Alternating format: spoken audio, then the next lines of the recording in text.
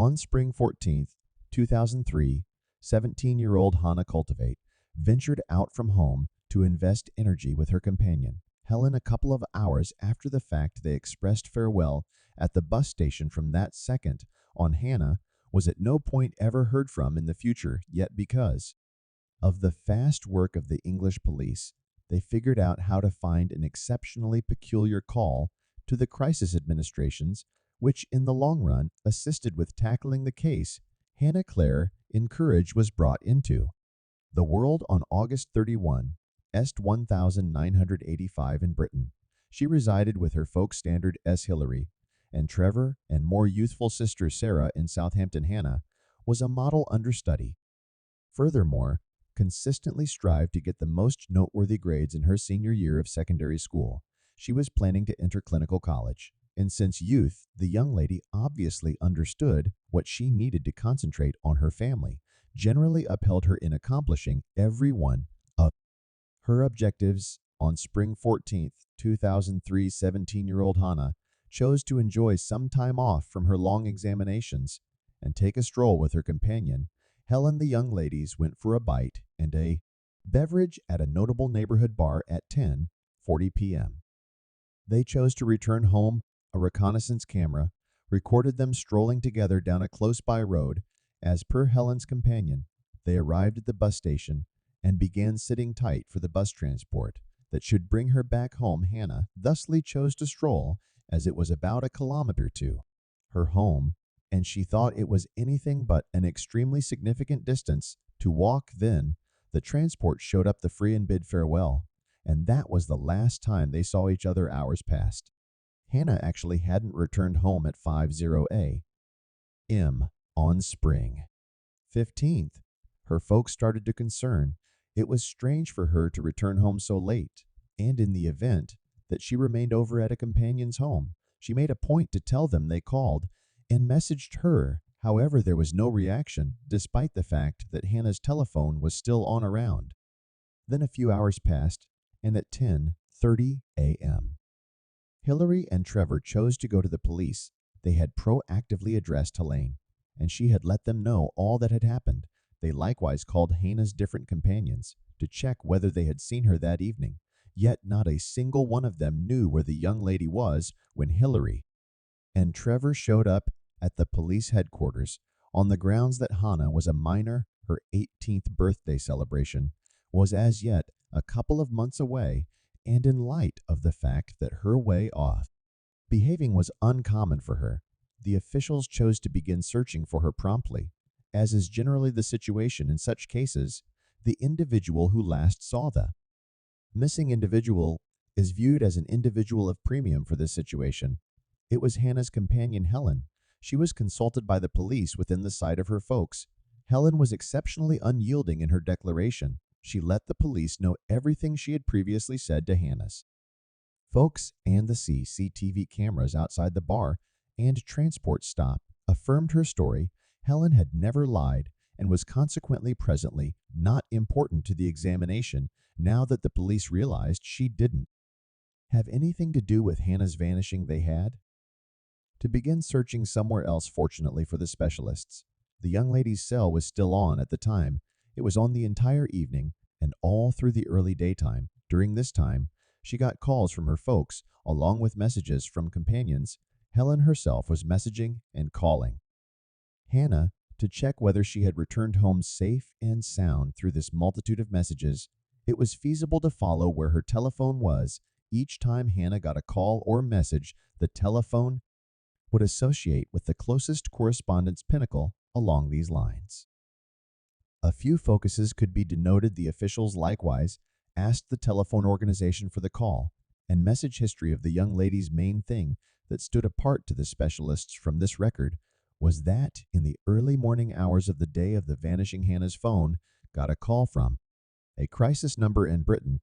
Further examination uncovered that the crisis number records recorded the call as a quiet call. The administrator addressed the call and didn't hear anybody on the opposite finish of the telephone. She told the guest that on the off chance that help was expected to press any key on the telephone, yet none was dialed. The administrator in the long run confused this with a quiet call, ended the call, and progressed forward with her work. A few police professionals paid attention to the call, changing the volume to check whether they could track down anything in the call, and for sure they did. From a long way off, a young lady they confused with Hannah could be heard conversing with a man. This call was decoded, and the record was accounted for by the media anyway, the first sound. Recording was never delivered, obviously. The telephone was either far away from the two individuals, or in a sack or rucksack. Thus the guest, confused with Hannah, heard no guidelines from the administrator. Coming up next is a sensation that showed up in the media with a record of the sound recording. You live in this country? Yes, English. Yes, I'm English. Where are you from precisely? Farrington. My name is. I go by Sarah.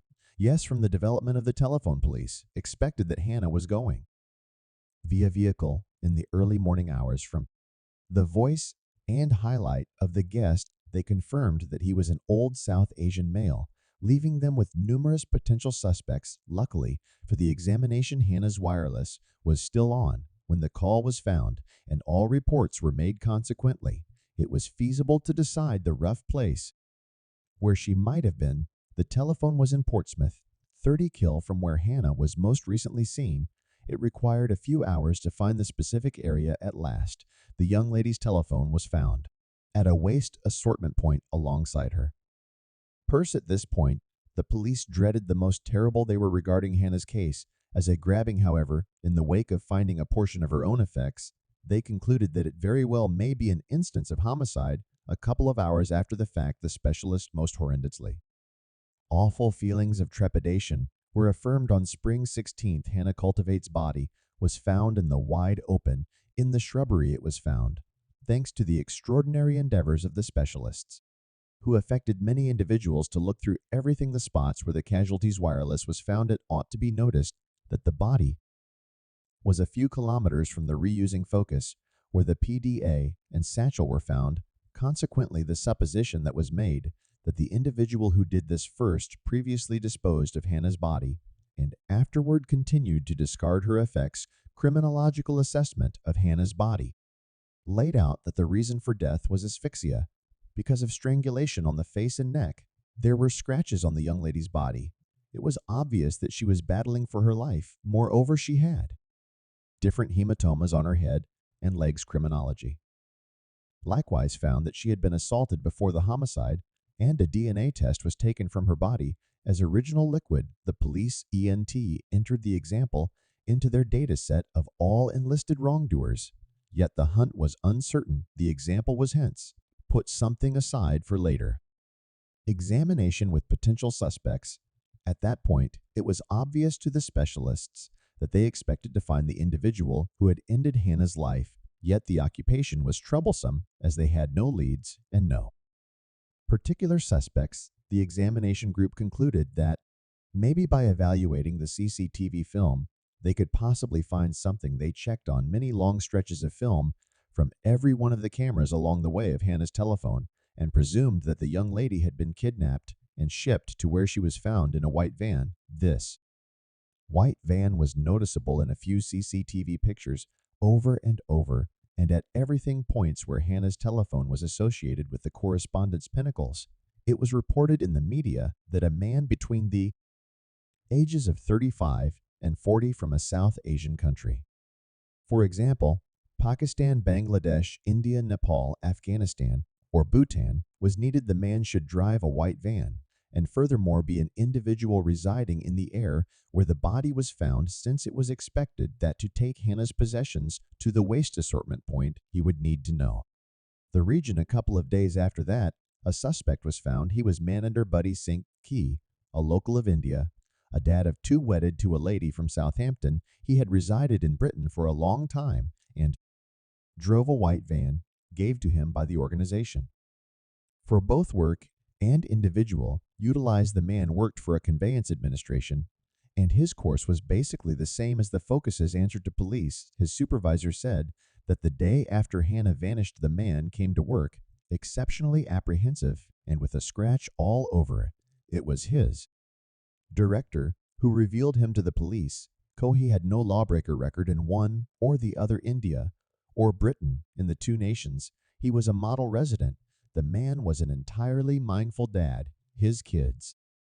Educators said that he and his better half generally gone to all gatherings. Furthermore, cared for the youngsters. His neighbors likewise said they thought he was an exceptionally dedicated man who never created problems regardless of the way that he had no lawbreaker record and didn't fit the profile of a man fit for assaulting and killing a young lady the police chose to explore him. They were additionally ready to get a court order from an adjudicator for the van utilized by Klee. They had the option to find the vehicle left external his working environment. It was extremely odd that the man had left the van at his work environment, as he, for the most part, brought it back home in assessment of. The rear of the vehicle uncovered blood and fundamental liquid that matched the example found on Hannah's body. It had a place with a similar individual, and the blood found in the secondary lounge of the vehicle was the casualty's blood. This man subsequently turned into the specialist's primary suspect in the wrongdoing. On Spring 19th, police went to see O's home to address him. However, his better half said he was not at home. The day preceding, on Spring 18th, he had gone to India, apparently to visit his perishing mother. CO's significant other added that she didn't have the foggiest idea. At the point when he would return, the suspect's sibling filled in as a cop in India, which made specialists extremely apprehensive. They started to figure he could never be gotten, and it appears to be their feelings of trepidation were affirmed. The Indian government offered them no response regarding K's whereabouts. They were essentially informed that he was unable to be reached at the time. Officials thought that his family was assisting him with stowing away, yet the man's dad showed up on Indian TV saying that assuming his child had perpetrated a wrongdoing, he ought to pay for it. In the meantime, his sibling was his fundamental protector, saying he was wrongly charged and that he 100% accepted. He was blameless. On the 28th, or 29, the digger's significant other called and said there was an issue or something that they were erroneously denounced, and she was likewise being bugged, so he really wants to return to the UK. However, I know beyond a shadow of a doubt that he isn't blameworthy in the event that he carried out this wrongdoing. Hang him. I will be the last individual to safeguard him. Time spent. Weeks transformed into months. Lastly, an entire year had passed since Hannah's homicide, and nobody knew. Where hesitant was the young lady's folks were frantic.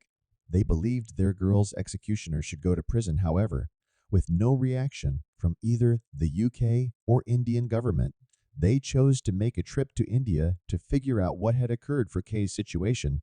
The Guardians exploited the media of that country. They gave interviews on TV and papers, and surprisingly, passed out flyers with their girl's face and Cole's, encouraging individuals to report the man assuming they saw him. They likewise said they were ready to pay a monetary compensation to any individual who gave data about the man needed by experts in Britain. A couple of days after their appearance in the country, the declaration of a taxi driver arose. The taxi driver said that a man with similar facial elements as Shy got into his vehicle during the ride. They talked, and the man said that his name was Mike, that he lived in Britain, filled in as a messenger, and that he was right now an extended getaway in India. The taxi driver passed all the data to the police, yet tragically, this didn't assist with finding the man. On July 15, 2014, while KY was on a transport to Nepal, he was come by an Indian cop. His face was all around the information in the nation, and it was thanks to this official that he was recognized. Demure was making a trip to Nepal with his new spouse. It ought to be noticed that Nepal doesn't have a removal settlement with the UK, and the police expected that. To this end, he was attempting to arrive. The man previously had another personality. His genuine name was Mike. As per the taxi driver, he had a new position, shaved off his facial hair, shaved his head, and he even had another wife. Hannah's folks and friends and family figured the cycle would end there and the man would be shipped off Britain. However, what occurred next was a system that extended on for a very long time. After his capture, Bashful admitted on a TV program that he had assaulted and dispensed with Hannah. He said he had not wanted to kill her yet. She let him know she would report him to the police. Clearly, I perpetrated a wrongdoing there. So I got away from that point and went to India moderator inquiry. Did you do CO's response? I grabbed assaulted. Killed Hannah. Encourage moderators. Question: for what reason did you just own it in the media? For what reason are you letting it out now? COA's response: I did it since I was so worn out, currently burnt out on, running to and fro, and I need to get it out into the open. I simply need to come clean despite the fact that CO's admission was recorded, and it was realized that he was in India. The specialists didn't quickly return him to Britain. The man, with the assistance of his sibling, employed a group of legal advisors, and they made the cycle extremely lengthy. There were a sum of 100 trials and 35 requests to hold this man back from being taken back to Britain for preliminary. As I said before, his sibling was behind all of this, who told a few news sources that Bashful was blameless, that he was made up as the one who killed Hannah, and that it was every one of the administration intend to find that blameworthy party and close the case. It was exclusively in 2007 that it was concluded that he would, to be sure, be removed to Britain for preliminary on July 28 of that year. KY showed up in Britain and was captured by specialists. He was accused of hijacking, assault, and murder. He argued not blameworthy and changed the variant he gave on TV in his nation of origin. He at first guaranteed that he found Hannah's body in a vehicle, overreacted, and unloaded it where the police found it anyway. This rendition didn't match the timetable given by the reconnaissance cameras, and the area of Hannah's telephone, and the DNA test returned positive. The fundamental liquid found on Hannah's body was K. Why, in the wake of getting this data, he changed his form again? The man said that a gathering of hoodlums had constrained him to assault and kill Hannah that evening, and to that end, he had discarded the body, as he didn't maintain that the gathering of hoodlums should hurt his family. The arraignment put under the watchful eye of the court. The accompanying speculation about what they accept happened that evening. Hannah and Helen express farewell at the bus station. Hannah hangs tight for her companion to get on the transport and leave. After that, she begins heading back home. There were no individuals or vehicles around her, so she was essentially strolling alone out and about. Bashful, as far as concerns him, was returning from work, seeing Hannah walk alone. He chooses to drive dependent upon her in his vehicle to converse with her. The young lady quickly understands that this man is a danger to her and cautiously dials the crisis number. She doesn't lift the PDE to her ear to adhere to the administrator's guidelines. Police accept Hannah's telephone was either in her handbag or in the back pocket of her jeans. That is the reason the sound was so peaceful. In the recording, Hannah can be heard beginning to mislead K. Why she gives him her sister's name, and age gives him something else altogether. Then, where she resided with her folks' guardians, clearly she would have rather not given her subtleties to an outsider. Subsequent to giving his subtleties to the outsider, Bashful in some way hauled Hannah into his vehicle. It isn't known whether he beguiled her by saying he would give her a ride home, or constrained her into the vehicle, as the discussion had previously finished. By that point, police accept he drove with Hannah for a few kilometers, then, at that point, halted in an abandoned region, put her in the secondary lounge where he assaulted her, and afterward killed her. He traveled a couple of additional kilometers, discarding that body, and kept driving until he arrived at a trash assortment point. He would have rather not taken any of Hannah's possessions with him, as he felt that maybe with nothing of hers, the police wouldn't have the option to denounce him. However, what Shy didn't know was that the young lady's PD was on and had sufficient battery ability to most recent a few hours, and that would end up being a significant detail in the examination. In the wake of disposing of the young lady's effects, he got back, spent time with his family, and continued with his ordinary life. When he saw that Hannah was being looked for, he chose to attend India to conceal. A preliminary was held in November 2008, and on the 25th of that month, the man was tracked down blameworthy on all charges and condemned to life in jail with the chance of parole following 24 years in jail. He was 41 years of age at the hour of condemning, and the adjudicator remarked that Coe wouldn't have the option to apply for parole until 2032. At 65 years old, Companion sent,